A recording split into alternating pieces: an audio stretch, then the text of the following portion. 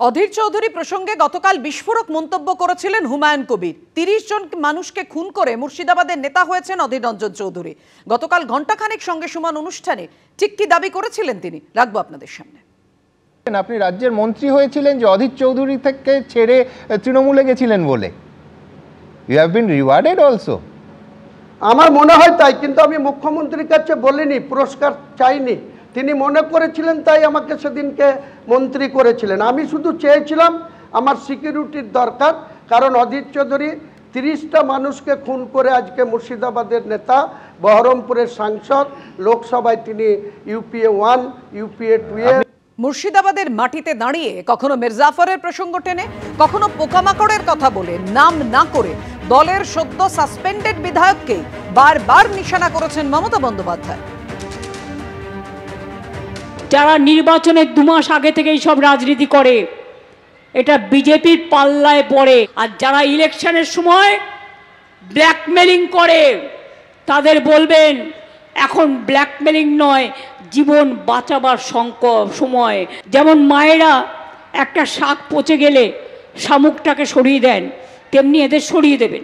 একটা ধান পচে গেলে সেগুলো সরিয়ে দিতে হয়, তা নাহলে সব ধানটা পচে যায়।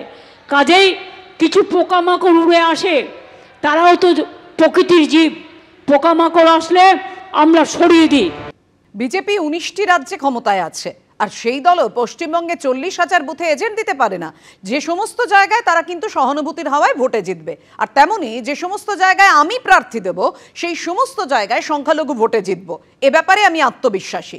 ঘণ্টাখানেক সঙ্গে সমান অনুষ্ঠানে এমনই মন্তব্য হুমায়ুন কবিরের। আপনার পেছনে মূল মদতদাতাকে, ধরুন আমাদের মানে রাজনৈতিক দলের যে সংগঠন লাগে, আপনি 294টার মধ্যে 135টা কেন্দ্রে প্রার্থী। আমি বলছি যে বহু বড় বড় পার্টি মানে পোলিং এজেন্ট দিতে পারে না ভোটের দিন। প্রতিদিন আমরা দেখছি বিএলএ দিতে পারেনি সর্বভারতীয় রাজনৈতিক দল, তাও দেখছি। কিন্তু আপনি 135টা প্রার্থীর কথা ঘোষণা করছেন। মূল কোন পলিটিক্যাল ফোর্স আপনার পেছনে সহায়তা করছে? এ তো অর্থবল দরকার। শুনুন, ভারতীয় জনতা পার্টি, আগেই বললাম 19টা রাজ্যে ক্ষমতায় আছে, ভারতবর্ষে ক্ষমতায় আছে। মোদিজি 3বারের প্রধানমন্ত্রী আছে। সেই দলের পশ্চিমবাংলায় যে 81,000 বুথ আছে, 81,400 বুথ, পরে আপনার দেখবেন অক্সিলারি হয়ে প্রায় 94,000 বুথে পরিণত হবে। সেই 94,000 বুথের মধ্যে বিজেপির আজকের দিনে 50,000 বুথে তাদের ওয়ার্কার আছে বা বুথ কর্মী আছে বা বুথের দিনে এজেন্ট দিতে পারবে। বাকি তাহলে 40,000 বুথে দিতে পারবে না, বা 35,000 বুথে দিতে পারবে না।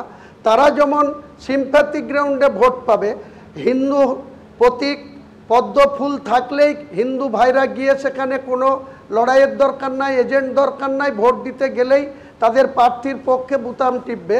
তেমনি আমি হুমায়ুন কবির বলছি, আমার আত্মবিশ্বাস আছে মুসলিম ভাইদের উপর। আমি মুসলিম ভাইদের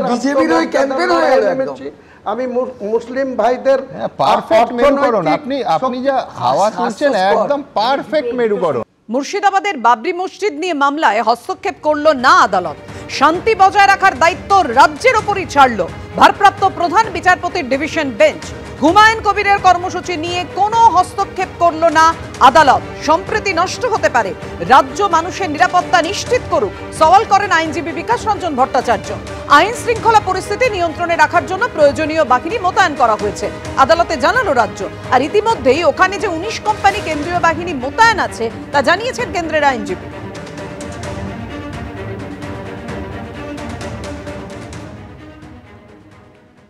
ল অ্যান্ড অর্ডার সিচুয়েশনকে রক্ষা করবার জন্য মহামান্য কলকাতা হাইকোর্টের ভারপ্রাপ্ত প্রধান বিচারপতি তিনি প্রথমেই রাজ্যকে নির্দেশ দিলেন, এবং রাজ্য সরকারের পক্ষ থেকেও বলা হলো যে আমরা ল অ্যান্ড অর্ডার সিচুয়েশনকে পালন করতে বদ্ধপরিকর।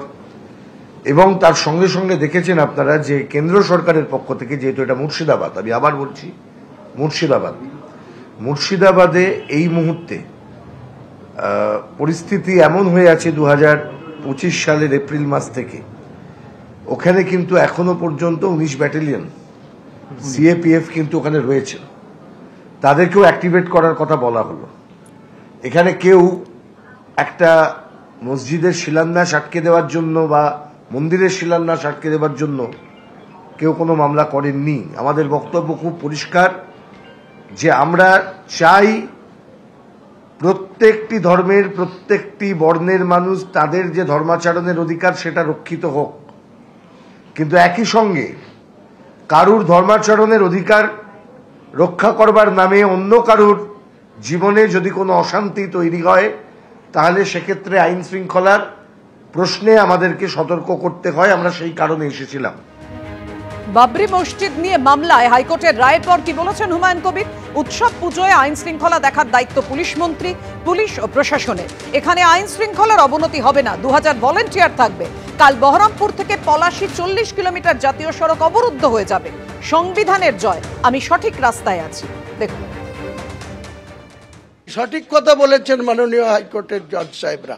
কারণ রাজ্যে যদি কোথাও কোনো প্রোগ্রামে, কোনো অনুষ্ঠানে, কোনো উৎসবে, কোনো পুজোতে, কোনো ঈদে আইন শৃঙ্খলা দেখার দায়িত্ব রাজ্যের মুখ্যমন্ত্রী, পুলিশ মন্ত্রী, জেলার এসপি, বিভিন্ন থানার ওসি, আইসি, বেলডাঙ্গা থানার আইসি আছে, এসপি সাহেব আছে, বহরমপুর পুলিশ পিডির, রেজিনগর থানা আছে, এত সারা পুলিশ আছে। এখানে ল অ্যান্ড অর্ডার ব্রেক হবে কেন? আমরা নিজে ল অ্যান্ড অর্ডার ব্রেক হতে দেব না, কারো প্রতি কোনো টাচ করতে দেব না। আমরা নিজে আমার 2000 ভলেন্টিয়ার থাকবে, পাশাপাশি পুলিশ প্রশাসন থাকবে।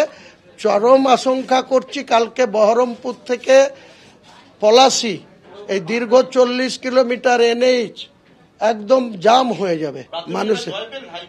নিশ্চয় কনস্টিটিউশনের জয়, আমি যে সঠিক রাস্তায় আছি তার জয়। এবিপি আনন্দ, এগিয়ে থাকে, এগিয়ে রাখে।